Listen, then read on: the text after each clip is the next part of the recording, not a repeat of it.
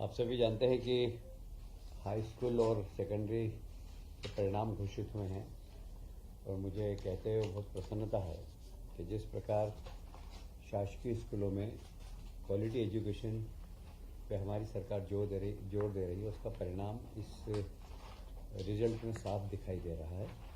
High school में इस बार लगभग 9,36,225 विद्यार्थी शामिल हुए थे और 76.22 मतलब 22% नियमित परीक्षार्थी उत्तीर्ण हुए हैं, जिसमें गवर्नमेंट स्कूल का परीक्षाफल 77.59% और अशासकीय विद्यालयों का 74.20% रहा है। ये जो हमारी सरकार ने शासकीय विद्यालय में क्वालिटी एजुकेशन इस दिशा में जो काम किया, उसका परिणाम है कि शासकीय विद्यालयों में इस बार परिणाम काफ़ी अच्छा रहा है। और जैसे हमारे देश के प्रधानमंत्री हमेशा कहते हैं महिला सशक्तिकरण, तो यहाँ पर भी हमें साफ दिखाई दिया। प्रावीण्य सूची में सर्वाधिक अंक कुमारी Pragya Jaiswal Glorious Public High School Singrauli द्वारा 500 में से 500 नंबर मिले।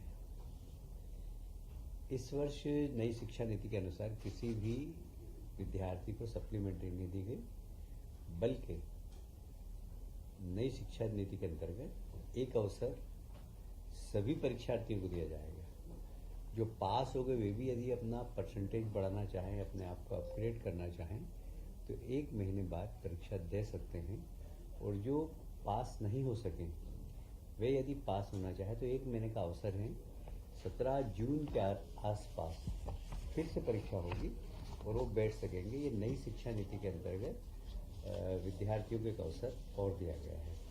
मध्य प्रदेश ऐसा करने वाला देश का तीसरा प्रदेश है और हमें ये बताते हुए प्रसन्नता है कि उसी प्रकार हायर सेकेंडरी स्कूल में भी लगभग 6,97,039 परीक्षार्थी शामिल हुए। इसमें भी 74.48% नियमित परीक्षार्थी उत्तीर्ण हुए हैं। यह परीक्षा परिणाम विगत 15 वर्षों में सबसे सर्वश्रेष्ठ है। मैं फिर कहना चाहूँगा कि हमारी सरकार ने इस बार स्कूल एजुकेशन में क्वालिटी एजुकेशन दे हम इस पर जोर दिया था। उसका परिणाम है कि हमारे जो बच्चों के रिजल्ट हैं वो बहुत अच्छे आए हैं। और इसमें भी मुझे कहते हुए बहुत प्रसन्नता है कि शासकीय विद्यालयों का परीक्षाफल फिर से 75.79% एवं अशासकीय विद्यालयों का 72.47% रहा। मतलब इसमें भी शासकीय विद्यालयों में बच्चों ने अच्छे नंबर मारे हैं। प्रावीण्य सूची में भी सर्वाधिक अंक कुमारी प्रियल द्विवेदी, जो कि शासकीय कन्या उच्चतर माध्यमिक विद्यालय अमरपाटन सतना जिले की हैं।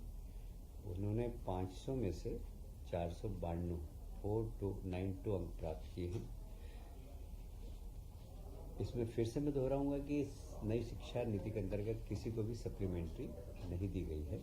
1 माह बाद वो फिर से जो फेल हो गए हैं वह अपना रिजल्ट सुधारने के लिए जो नई शिक्षा नीति 2020 के अंतर्गत द्वितीय अवसर उनको मिलेगा और वो परीक्षा का आयोजन हम जून 17 के आसपास करेंगे।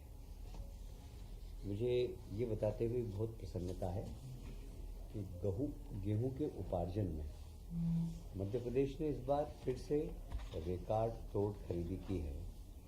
पिछली बार हमने लगभग 40 लाख मेट्रिक टन के आसपास की थी, पर इस बार जो बोनस प्रोत्साहन राशि दी है 175 प्रति क्विंटल, उसके कारण लोगों ने बाजार में गेहूं नहीं बेचा और शासकीय खरीदी केंद्र पर जाकर गेहूं बेचा है। Point number 1।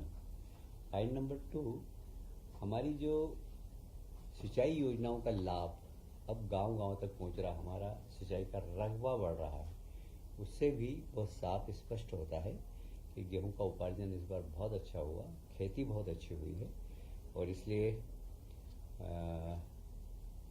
अच्छी तादाद में गेहूं खरीदा गया है। लगभग 5,85,000 किसानों से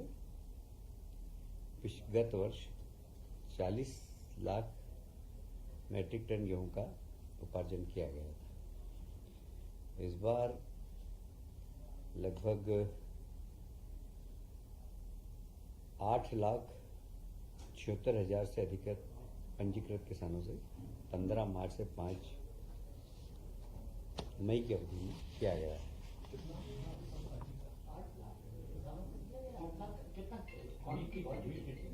क्वांटिटी यह है 76 लाख मैट्रिक टन। पर ये 81 लाख है करीब करीब। आज रात का जो हमारे पास सूचना आई है वो 81 लाख के आसपास हो गया है, क्योंकि कलेक्टर्स ने कुछ लोगों की बुकिंग कर ली है और वो कल शाम तक का 76 लाख का था। रात को ये मैं कह सकता हूँ कि जो कलेक्टर से रिपोर्ट आई है लगभग 81 संभावना है। अभी 5 दिन तक तुलाई होगी, क्योंकि जिन लोगों के रजिस्ट्रेशन हो गए तो वे लोग अब 5 दिन तक और तुलाई करेंगे। ये लगता है मुझे कि 85 लाख मीट्रिक टन के आसपास करीब करीब। हाँ, तो वो तो कट ऑफ ही है। 30 मई की रजिस्ट्रेशन थी और खरीदी तक 5 मई। 5 दिन और बढ़ा दी गई? 5 दिन नहीं बढ़ाई गई है। हमने जो जुलाई से बाकी रह गए उन लोगों का रजिस्ट्रेशन कर लिया और हम तोलेंगे आगे 5 दिन तक और, मतलब कोई किसान वंचित नहीं रह जाए, इसका उद्देश्य है। इसमें लगभग 16,472 करोड़ का भुगतान किया जा चुका है। अभी आपको मालूम होगा सीतामऊ में कृषि उद्योग समागम का आयोजन किया गया।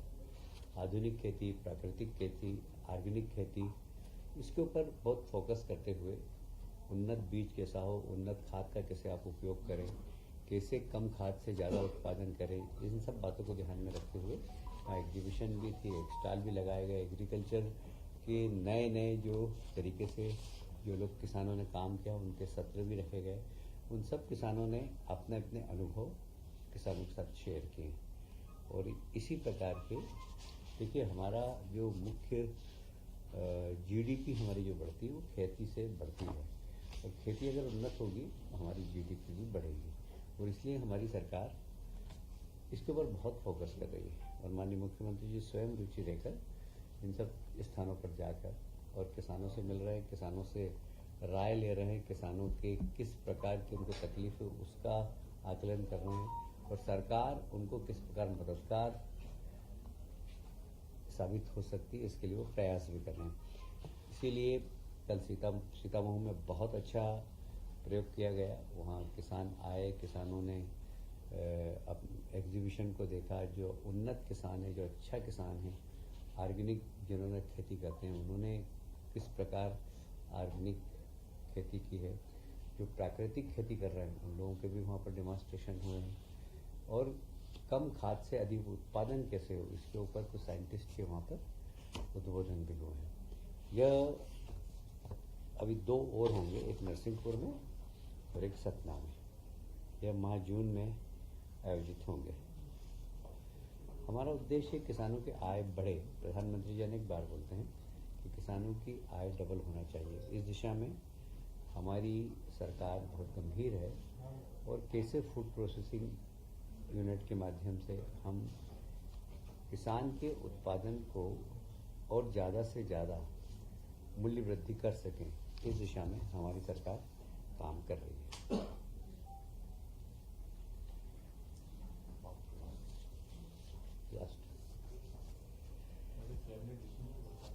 हाँ, पचमढ़ी अभ्यारण्य की सीमा जो थी उसमें बहुत सारी हमारी नजूल की भूमि थी। इसके ऊपर काफ़ी समय से केस चल रहा था। सुप्रीम कोर्ट से सरकार जीत गई है और जो राज्य शासन द्वारा वन्य जीव संरक्षण अधिनियम 1972 की धारा 18(1) के तहत इन सब क्षेत्रों के अंदर विकास प्रतिबंधित था। वहाँ की पचमढ़ी नगर खुद वन भूमि में था, ऐसा वन विभाग का कहना था। पर जब इसके ऊपर इसकी नफ्ती की गई, फिर इसके ऊपर वन विभाग और सरकार के निर्णय पर थोड़ा सा डिस्प्यूट था, तो कोर्ट गए, हाई कोर्ट ने सरकार के पक्ष में निर्णय दिया और नजुल की भूमि लगभग 395.931 हेक्टर नजुल भूमि है। अब पचमढ़ी में नजुल भूमि मिलने के बाद हम पचमढ़ी में किस प्रकार पर्यटकों को और आकर्षित कर सकते हैं, इस भूमि का किस प्रकार हम उपयोग करके पचमढ़ी को राष्ट्रीय और अंतर्राष्ट्रीय स्तर पर एक पर्यटक स्थल बना सकें, इसके लिए हम लोग काम करेंगे। और मैं समझता हूँ कि एक बहुत बड़ी सरकार की सफलता है, एक बहुत बड़ी ज़मीन का हिस्सा हमें मिला है जहाँ पर बहुत विकास की संभावनाएं हैं। आप सभी जानते हैं कि नक्सलवाद के खिलाफ केंद्र सरकार, हमारे गृह मंत्री जी बहुत सक्रियता से काम कर रहे हैं और नक्सलवाद को ख़त्म करने का उन्होंने संकल्प लिया है कि 2026 तक हम नक्सलवाद ख़त्म कर देंगे।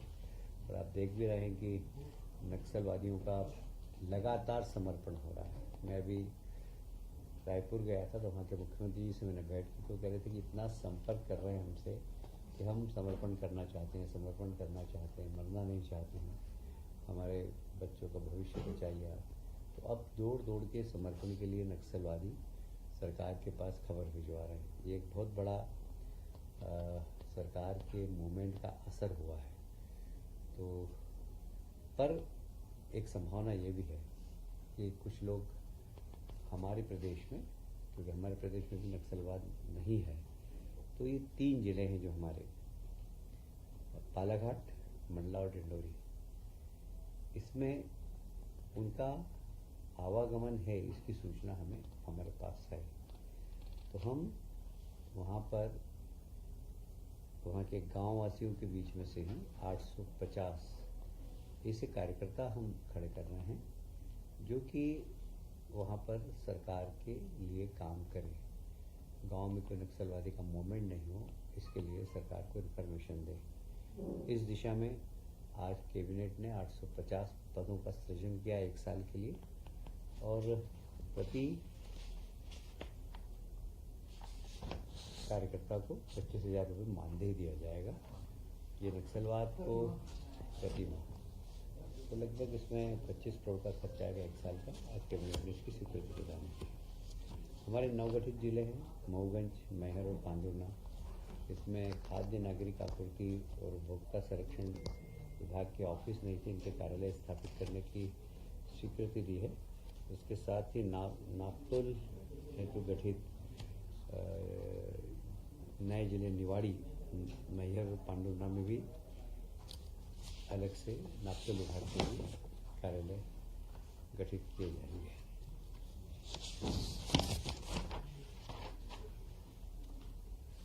आप सभी जानते हैं कि ओलंपिक, पैरा ओलंपिक दिव्यांग लोगों का होता है, दिव्यांग बच्चे उसमें भाग लेते हैं। पेरिस फ्रांस में जब ओलंपिक खेल हुए थे तो फ्रांस में, तो भारत ने हॉकी में कांस्य पदक जीता था। उसमें हमारे यहाँ का एक खिलाड़ी था जिसने, विवेक सागर नाम था उसका, नर्मदापुरम का, उसको सरकार ने 1 करोड़ रुपए दिए थे। जब दिव्यांग लोगों का ओलंपिक हुआ उसमें भी हमारे यहाँ के 2 बच्चे, रुबीना फ्रांसिस व कपिल परमार, ये जूडो में और शूटिंग में इन लोगों ने भी मेडल जीता था। तो उनकी मांग थी कि हमें भी ओलंपियन की तरह हमें भी 1 करोड़ रुपए दिए जाए, जबकि इनको 50-50 लाख रुपये देता था केजरीवाल। तो आज माननीय मुख्यमंत्री जी ने इस विषय को लाकर और 1-1 करोड़ रुपये देने की घोषणा की है। उसकी स्वीकृति आज कैबिनेट में दे दी गई है। जिला पेंशन कार्यालय हर जिले के अंतर्गत है। आप सभी जानते हैं कि पेंशनरों की संख्या कम होती जा रही है और वहाँ कर्मचारियों की संख्या काफ़ी है और अब ऑनलाइन पेंशनरों की समस्या काफ़ी निराकरण हो रहा है, इसलिए मैन पावर कम लग रहा है। तो हम अब जिले में कार्यालय रहेंगे अभी, पर उसमें मैन पावर अब कम करके वहाँ के कर्मचारी अगर दूसरे विभाग में लेना होगा तो वो लेंगे। और एक केंद्रीय पूरा पेंशन कार्यालय कंप्यूटराइज होगा, और कोई भी उनकी समस्या होगी तो असिस्टेंट के लिए वहाँ पर जिले में कार्यालय होंगे, तो वहाँ उनकी संख्या कम करना, और एक केंद्रीकृत पेंशन प्रकोष्ठ का हम यहाँ पर गठन करके और पेंशनरों को अच्छी सुविधा मिल सके, इसके लिए हम प्रयास कर रहे हैं।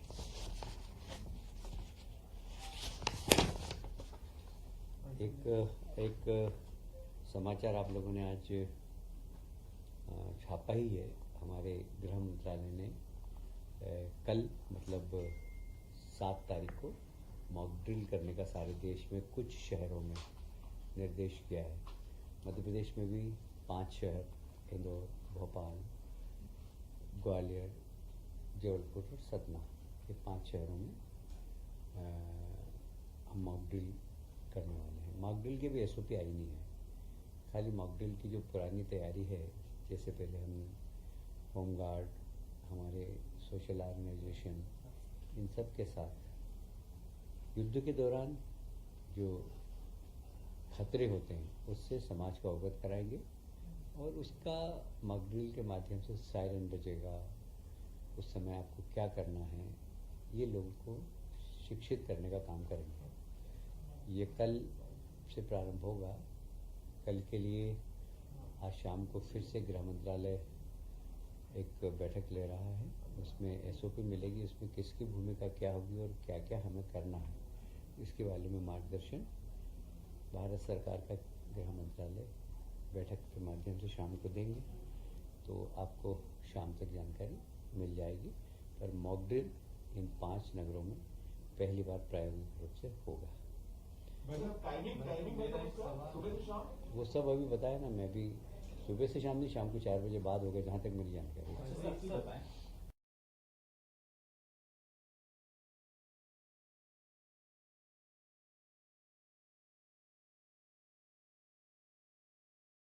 देंगे और जवाबदारी भी देंगे, और इनके आइडेंटिफिकेशन भी होगा वहाँ पर, जिससे कि